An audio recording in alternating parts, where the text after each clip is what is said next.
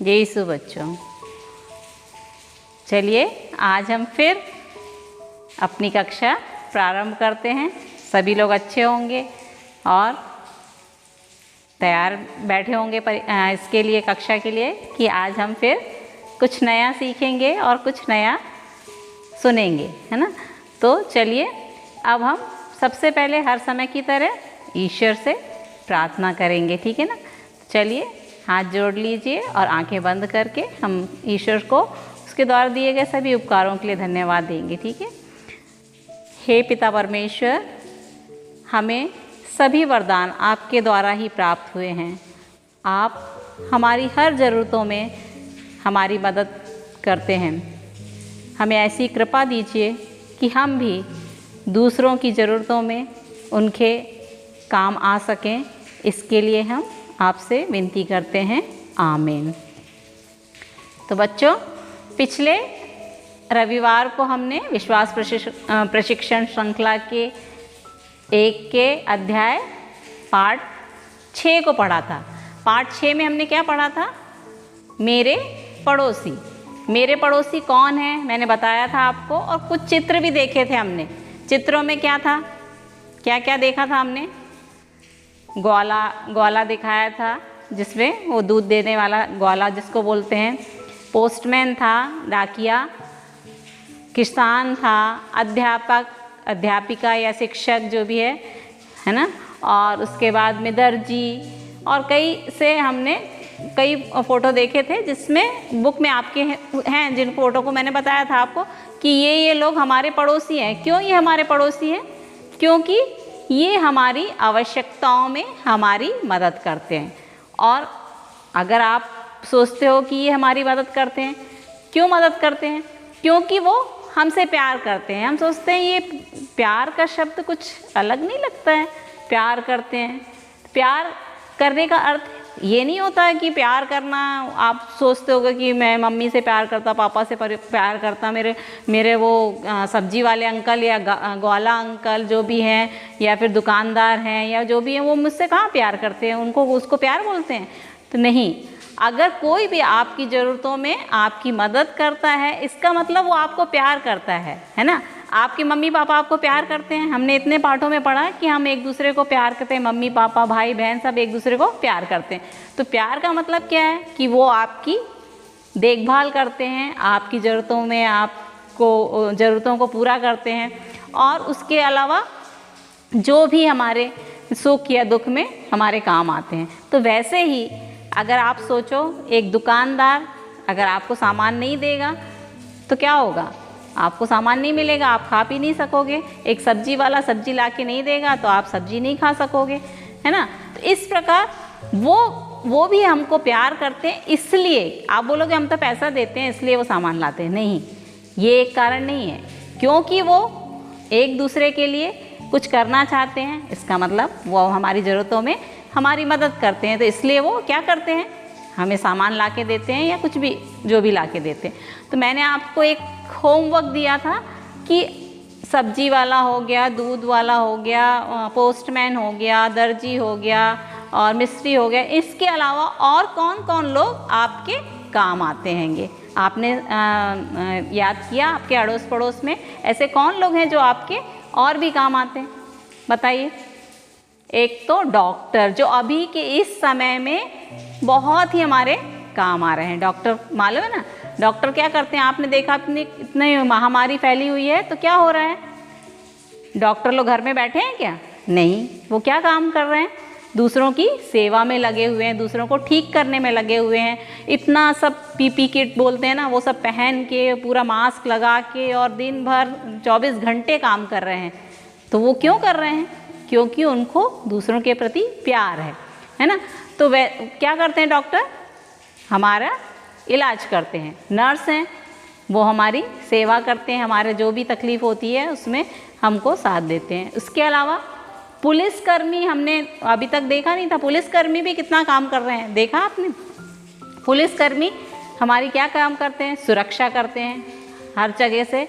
अगर कोई भी ये चोर हो या डकैती हो, उसमें तो वो करते ही। उसके अलावा भी आपने देखा होगा, रास्तों में भी खड़े दिखते हैं पुलिसकर्मी, क्या करते हैं? ताकि कानून व्यवस्था भंग ना हो, मतलब सब लोग अच्छे से, जिस तरीके से सरकार बोल रही है या जिस तरीके से रहना चाहिए उस तरीके से हम अपने सभी नियमों का पालन करें। इसके लिए पुलिसकर्मी हर समय 24 घंटे तैयार रहते हैं। और कौन है? घर में अगर अपन देखें तो हमने बोला था कि घर में मकान बनाता है मिस्त्री बनाता है, उसके अलावा और भी कई चीज़ें होती हैं मकान में। नल वाले, प्लम्बर आता है वो नल का काम करता है, बिजली वाला आता है वो लाइटिंग फिटिंग का काम करता है, ठीक है ना। उसके अलावा और कौन है? बाकी तो छोटे छोटे और भी होंगे, इसके अलावा भी और क्या है आप बता सकते हैं? दर्जी कपड़े सिलता है, ठीक है, और क्या करते हैं इसके अलावा? छोटी छोटी और भी कई ज़रूरतें हैं जो हम ध्यान नहीं देते कि कौन आके करके चला गया। हमारे काम वाली बाई आती है, काम करके जाती है, झाड़ू पोछा जो भी है वो करके जाती है, धोबी आता है, कपड़े धो के जाता है। तो ये सब काम क्यों करते हैं? क्योंकि उनका हमारे प्रति प्यार है ना।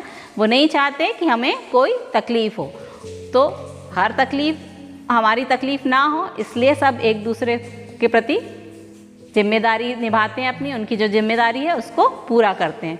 तो एक प्रकार से हमें जो लोग हमसे प्यार करते हैं, हमारी ज़रूरतों में हमें सेवा प्रदान करते हैं, उनके प्रति हमको आदर भाव रखना चाहिए। तो अब हमारे जीवन का आदर्श क्या होना चाहिए? बुक में कुछ लिखा हुआ है, मैं उसको पढ़ती हूँ कि क्या है हमारे जीवन का आदर्श क्या होना चाहिए। देखिए, मैं अपने पड़ोसी से प्यार करता हूँ, मैं अपने पड़ोसी से प्यार करता हूँ। मैंने बताया पड़ोसी कौन होता है, आपको पता है कि पड़ोसी किसको बोलते हैं? बाजू में रहने वाला या इधर रहने वाला, उधर रहने वाला, सामने रहने वाला ही पड़ोसी नहीं है, बल्कि ये सभी लोग जो हमारी ज़रूरतों में काम आते हैं वे सब हमारे पड़ोसी हैं, ठीक है। मैं उनसे प्यार से बातें करूँगा। पिछली कक्षा में मैंने बोला था कोई भी हो, दूध वाला हो, सब्जी वाला हो, हाँ पेपर वाला भी तो आता है, आपको मालूम है ना। तो पेपर वाला भी तो हमारी सेवा ही कर रहा है, हमें ला के दे रहा है, पेपर ला के दे रहा है, ताकि हम अलग अलग जगहों से समाचार सुन सकें, अपने शहर में क्या हो रहा है उसके प्रति जागरूक रह सकें। तो पेपर वाला भी हमें सेवाएं प्रदान कर रहा है। ऐसे छोटे छोटे और भी लोग हैं, तो हमें क्या करना है? उनसे प्यार से बात करना है, ठीक है। ग्वाला, डाकिया, धोबी, रिक्शा चालक, बस चलाने वाला ड्राइवर भी तो पूरी सेवाएं प्रदान कर रहे हैं हमको। आपने एम्बुलेंस ड्राइवर को भी देखा होगा, बेचारे पूरे समय गाड़ियां चला के अपनी सेवा दे रहे हैंगे। बस चालक, ट्रेन वाले या एरोप्लेन पायलट जो हैं, वो सभी लोग क्या है, कुछ ना कुछ सेवाएं हमें दे रहे हैं। तो इनके प्रति हमें क्या होना है? प्यार से बात करना है, ठीक है। ऐसे सभी प्रकार की सेवा करने वालों को मैं धन्यवाद देना चाहता हूँ। हमें क्या करना है? इनके प्रति कृतज्ञ होना है, धन्यवाद देना है इन्हें, ठीक है। पिता परमेश्वर हर तरह से मेरी मदद करते हैं। कौन करते हैं? पिता परमेश्वर मेरी हर तरीके से मदद करते हैं, इसलिए मैं उन्हें सबसे अधिक धन्यवाद दूंगा। तो हमें सबसे अधिक धन्यवाद तो ईश्वर का है, क्योंकि उन्होंने हमें ये सब लोग दिए हैं। अगर ये ईश्वर सब काम कर नहीं सकता है तो किसी के द्वारा वो हम काम करवाते हैं। तो ईश्वर ने बोला कि जाओ सब्जी उगाओ, तो कोई सब्जी उगा रहा तो वो लाके हमको दे रहा है सब्जी, है ना। और किसी को दूसरा काम सौंप दिया है, तो सबको अलग अलग काम ईश्वर ने दिए हुए हैं, तो वो अपनी जिम्मेदारी पूरी करते हैं, तो हम खुश रहते हैं और एक सुखी संसार का निर्माण होता है। तो ईश्वर को सबसे अधिक धन्यवाद देना चाहिए। और पिछले उसमें कक्षा में बताया था पुरोहित हमारे लिए क्या करते हैं? पुरोहित हमारे लिए मिस्सा बलिदान चढ़ाते हैं और हमारे और ईश्वर के बीच की कड़ी हैं, जो हमें ईश्वर के प्रति प्रेम और उनके बारे में सभी बातें बताते हैं।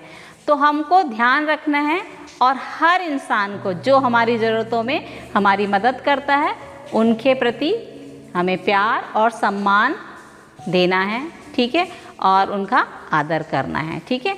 और जो भी उनकी ज़रूरतें हैं यदि हम पूरी कर सकते हैं तो हमें उनकी ज़रूरतों को पूरी करने की कोशिश करना है, क्योंकि वो भी हमारी ज़रूरतों को पूरी करते हैं। अब यहाँ पर अभ्यास दिया हुआ है, तो अभ्यास को हम देखेंगे, ठीक है। तो अभ्यास में देखेंगे, नीचे दिए गए शब्दों की मदद से सही उत्तर दीजिए। कुछ शब्द लिखे हैं, अध्यापक, डाकिया, दर्जी, ग्वाला, किसान, मिस्त्री और पुरोहित। ठीक है, तो यहाँ खाली जगह है। पहला लिखा है मुझे दूध देता है, आपको पता है कौन दूध देता है आपको। दूसरा है, खाली जगह छोड़ी हुई है, मेरी चिट्ठी लाता है, वो भी मैंने बताया था कौन चिट्ठियाँ लाता है। फिर खाली जगह है तीसरा, मुझे पढ़ना लिखना सिखाते हैं, कौन पढ़ना लिखना सिखाते हैं आपको पता है।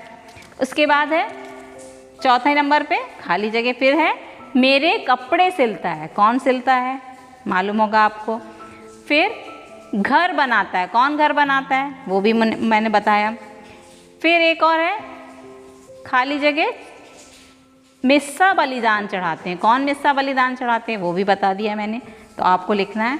फिर 7 नंबर पे है, खाली जगह दी हुई है, अनाज उगाता है, कौन अनाज उगाता है, वो भी मैंने आपको बता दिया था। ठीक है, इसके नीचे एक चित्र दिया हुआ है, इसके नीचे चित्र दिया हुआ है, रंग भरिए और लिखिए।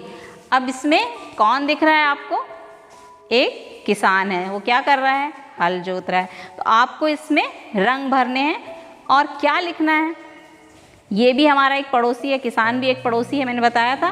तो उसमें लिखना है, इस पड़ोसी से मुझे गेहूं तो मिलता है, गेहूं के साथ साथ और क्या क्या चीज़ें मिलती हैं, 4 डैश दिए हुए हैं, तो वो आपको लिखने हैं। फिर उसके नीचे लिखा है मूंग, तो मूंग के बाद में फिर 4 डैश दिए हुए हैं, तो वहाँ लिखना है आपको कि क्या करता है। उसके बाद एक और है, उसमें भी 4 दिए हैं, आलू लिखा हुआ है और फिर मटर लिखा हुआ। फिर तो आपको क्या क्या हमको किसान से मिलता है, कलर तो आप रंग तो भरेंगे, और उसके बाद क्या क्या चीज़ें हमको किसान के द्वारा मिलती हैं उसके उधर लिखना है आपको। ठीक है, तो आप ध्यान करिए कि क्या क्या चीज़ें मिलती, बहुत सारी चीज़ें मिलती हैं, हम कितनी चीज़ें तो खाते हैं, है ना। तो अनाज के अलावा फल सब्जी जो भी मिलता है उसके नाम हमको लिखने हैं। ठीक है, अब चलिए, पुस्तक में प्रार्थना लिखी हुई है, इसको हम साथ में बोलेंगे। ठीक है, हे प्यारे प्रभु, मैं आपको अपने पड़ोसियों के लिए धन्यवाद देता हूँ, वे मेरी ज़रूरतें पूरी करते हैं। आप उन्हें आशीष दीजिए और उनके सारे काम सफल बनाइए, आमीन। एक बार और मेरे साथ में बोलेंगे, हे प्यारे प्रभु, मैं आपको अपने पड़ोसियों के लिए धन्यवाद देता हूँ, वे मेरी ज़रूरतें पूरी करते हैं। आप उन्हें आशीष दीजिए और उनके सारे काम सफल बनाइए, आमीन। तो बच्चों, अब आपको क्या करना है, जो भी ये काम दिया है इसको पूरा करना है। रंग भरने वाला एक तो है, उसके अलावा खाली जगह है, और क्या क्या चीज़ें हमें किसान के द्वारा मिलती हैं वो सब लिखनी है। तो आने वाली कक्षा जब होगी तो हम इन पे ये जो उत्तर हैं ये मैं आपको बताऊंगी, और आप उसको पहले से करके रखेंगे तो ज़्यादा अच्छा है, और फिर हम उसके ऊपर थोड़ी सी और चर्चा करके अपना आगे की पार्ट शुरू करेंगे। इसलिए अपना काम अच्छे से करके ध्यान से रखिए, और तब तक के लिए सभी को जय।